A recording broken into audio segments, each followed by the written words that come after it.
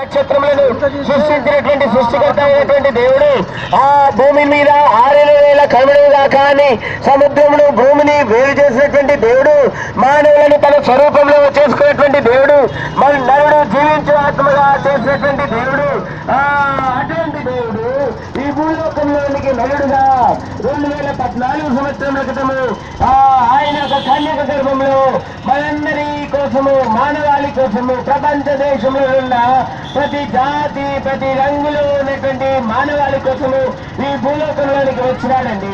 దేవుని వాక్యం బైబిల్ చదివిస్తానని కాలము సంపూర్ణమైనప్పుడు దేవుడు తన సొంత కుమారుని పాప శరీరాకారంలో పంపించున్నాడని దేవుని వాక్యం ఎంతో స్పష్టముగా తెలియజేస్తా ఉంది.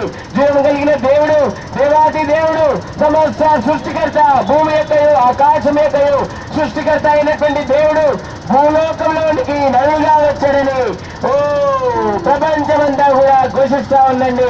ఈ యొక్క సత్యాన్ని నువ్వు కూడా తెలుసుకుని జీవించాలని మేము వేకాల సమయంలో మీదకు వచ్చింటున్నాం. దేవుడు వాక్యం బైబిల్ చదివిస్తా ఉంది. ఆ జీవం గల దేవుడు భూమి మీదకి రావాల్సిన అవసరం ఏముందండి?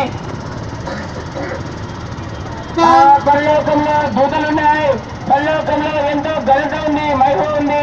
అవన్నీ మొదలుపెట్టి భూమి మీదకి దేవుడు రావాల్సిన అవసరమేముంది?